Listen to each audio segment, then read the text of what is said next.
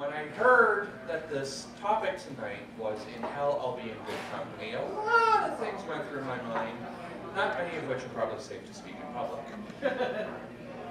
What did come to mind, though, was a poem that I had written many, many years ago, back when I was still in high school.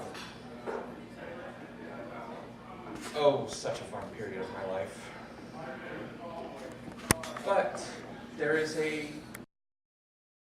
that goes with this, because there was only one other time that I shared this in public, and that was when I was going to college in Florida.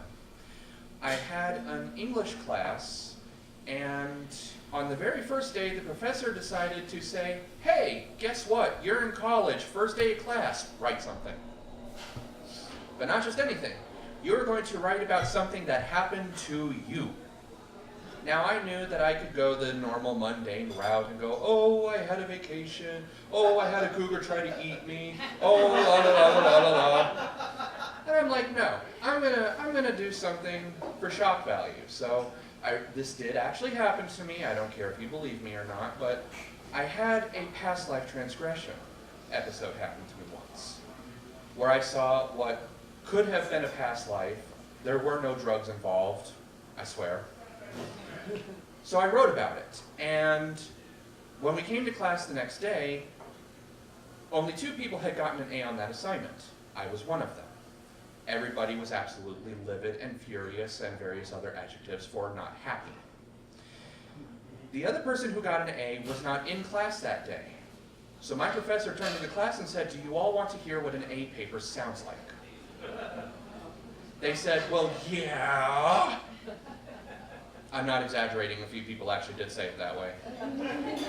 So what does the professor do? He does not have the person who wrote the paper read it, who would therefore understand over half the words and not speak in a monotone voice like this. He hands it to somebody who wrote about a camping trip. When the person was done reading it, the entire class erupted in a frenzy. Why did you write about that? You're supposed to write something that happened to you, not fantasy bullshit. Well, I'm sorry, that did happen to me. You don't have to believe it. The professor did ask me to write slightly more mundane topics after that, though. But that leads up to the time that I shared this poem. My professor was there.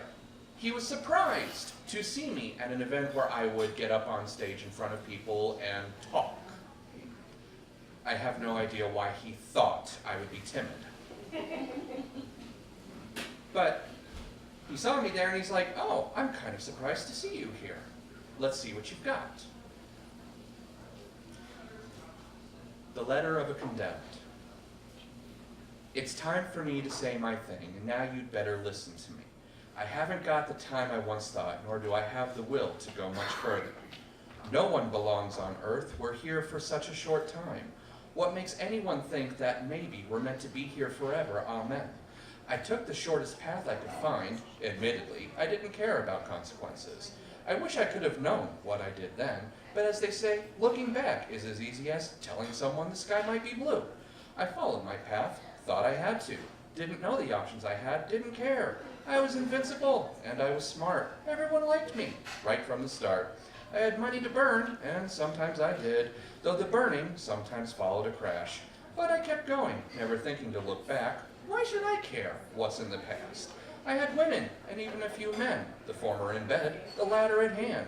They had my back, as long as their wallets stay full, and never did I think to check out my own. I saw angels and demons walking the street. Never did I think the latter I'd meet. Mom always said to look both ways, and here I thought she only meant crossing the street. Oh, she did, using that hindsight mean the street, but there's always more than one road to guide your feet. Any street you take is a road going forward. Even if you think you're moving backward, at least you're still moving, and at least you're still on your feet. Not everyone can use their feet, but still they go, and some of them even move faster than wind, and they come to the end of the road too soon and lament how slow they should have gone. Never did I think I'd meet my end. I was invincible, had friends close at hand, but time never stops, so neither did I. And I kept doing whatever felt good at the time. But they warn of too much of the good stuff. Never did I think They were talking about life. All good things come to an end, so they say. And so they say, I say they're right. Now listen to me, the condemned, the damned. Waste your life. I'll meet you at the end. And trust me, my friend, you don't want that, 'cause I'll show every detail you'd rather hide. I will tell you the worst, and even the best, but even the best will hurt in the end. Should've, would've, could've, don't use them. You still have time while you're moving your way. And if you think your clock has stopped, despite what people say, if you truly believe there's no hope anymore, then maybe, just maybe, your clock really will have stopped. Tick-tock, tick-tock, tick. And after that, everybody clapped and cheered for me, and I went back to my seat to sit down, and the professor said, okay, I'm impressed. The topic, in hell I'll be in good company, we're all pretty much living hell on earth right now.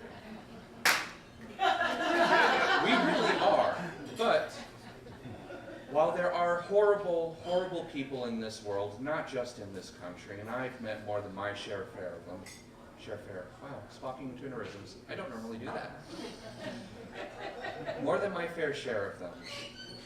The people here tonight, people who appreciate what others have to say, what others have to think, who look past the superficial shells that we have all wrapped ourselves in from the moment of our birth to the second of our cradle in the grave.